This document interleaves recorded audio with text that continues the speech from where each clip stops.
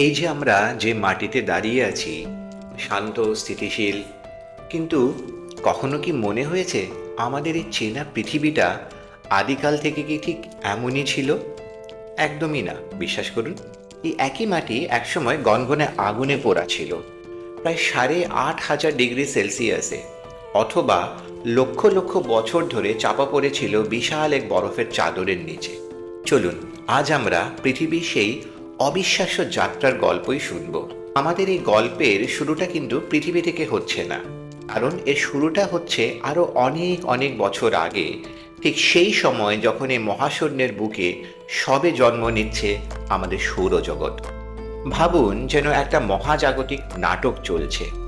আমাদের কাছাকাছি এক বিশাল নক্ষত্র প্রচণ্ড এক বিস্ফোরণে তার মৃত্যু হলো। আর সেই বিস্ফোরণের ধাক্কায় কি হলো?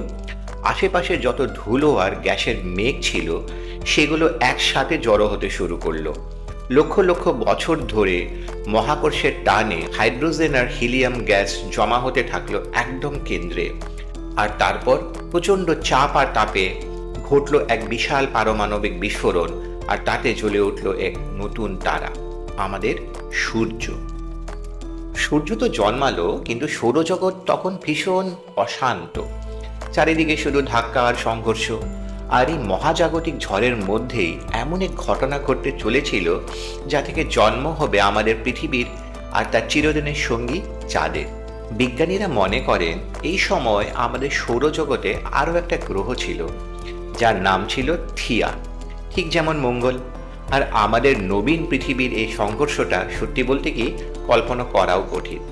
এতটাই প্রচণ্ড ছিল যে পৃথিবীর একটা বিশাল অংশ গলে গিয়ে ছিটকে মহাশূন্যে ছড়িয়ে পড়ল। আর ওই ভয়ঙ্কর সংঘর্ষের ধ্বংসস্তূপ, ওখান থেকে জন্ম হলো আমাদের চাঁদের। ছিটকে যাওয়া টুকরোগুলো প্রথমে পৃথিবী ঘিরে একটা বলয়ের মতো ঘুরতে শুরু করলো, ঠিক যেন শনির বলয়। এরপর লক্ষ লক্ষ বছর ধরে মহাকর্ষের টানে ওই কোটি কোটি পাথর আর ধুলোর কণা একে অপরের সাথে জুড়তে থাকলো। আর এইভাবে খুব ধীরে ধীরে জমাট বেঁধে তৈরি হলো আমাদের রাতের আকাশের ওই চাঁদ। চাঁদ তো আকাশে উঠল, কিন্তু নিচে পৃথিবীর অবস্থা তখন ভয়াবহ। যেন একটা নরক, চারিদিকেই শুধু ফুটন্ত লাভার উত্তাল সাগর। কিন্তু অবিশ্বাস্য ব্যাপার হলো, এই আগুন থেকেই একদিন জন্ম নিল জীবন। একবার শুধু ভাবার চেষ্টা করুন দৃশ্যটা। ভূপৃষ্ঠের তাপমাত্রা কত হতে পারে? প্রায় 1900 ডিগ্রি সেলসিয়াস। আগ্নেয়গিরির মতো লাভা জমতে জমতে একদিন মাথা তুলে দাঁড়ালো প্রথম মহাদেশগুলো। কিন্তু প্রশ্ন হলো, এই আগুন আর জলের আদিম পৃথিবীতে এত প্রতিকূল একটা পরিবেশে জীবন এলো কোথা থেকে? প্রাণের প্রথম শিখাটা ঠিক কোথায় জ্বলে উঠেছিল?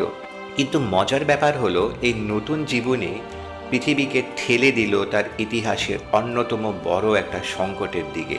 তারাই বায়ুমণ্ডলে এমন এক পরিবর্তন আনলো যা ছিল একই সাথে আশীর্বাদ, আবার মারাত্মক এক অভিশাপ। কিছু ক্ষুদ্র অণুজীব একটি যুগান্তকারী জিনিস শিখে ফেলল, ফটোসিনথেসিস বা সালোক সংশ্লেষণ, মানে সূর্যের আলো থেকে শক্তি তৈরি করা।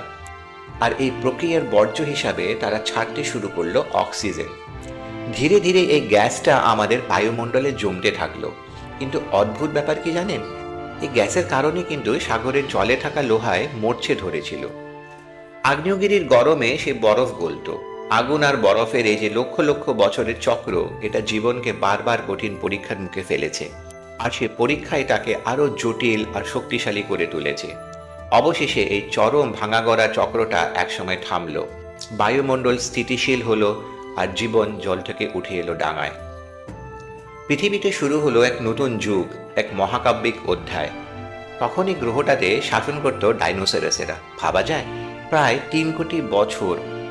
আমাদের পুরো মানব ইতিহাস তো এর কাছে কিছুই না।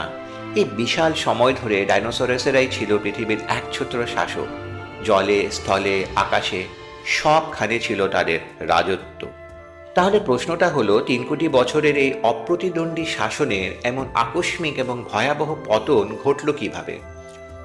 উত্তরটা এসেছিল মহাকাশ থেকে। ঘন্টায় প্রায় 80,000 কিলোমিটার বেগে ছুটে আসা এক বিশাল গ্রহ আছড়ে পড়েছিল।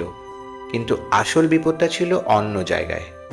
সংঘর্ষের ফলে যে ধুলো আকাশে উঠেছিল, তা মেঘের মতো সূর্যকে পুরোপুরি ঢেকে দিল আর পৃথিবীকে ঠেলে দিল এক দীর্ঘ অন্ধকারে।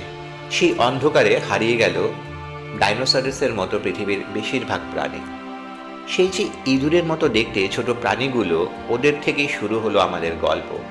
এক অবিশ্বাস্য বিবর্তনের লম্বা পথ পেরিয়ে জন্ম হলো আজকের এই বিশ্বজোড়া মানব সভ্যতার। চলুন একবার পুরো সময়টাকে একটা পার্সপেক্টিভে দেখি। আগুন, বরফ, মহাজাগতিক সংঘর্ষ সবকিছু পেরিয়ে পৃথিবী আজও টিকে আছে, কিন্তু এখন একটা পরিবর্তনের দিকে এগোচ্ছে। আর এবারের পরিবর্তনের কারণটা আমরাই। আসল প্রশ্নটা হলো, এই গ্রহের পরের অধ্যায়টা কেমন হবে?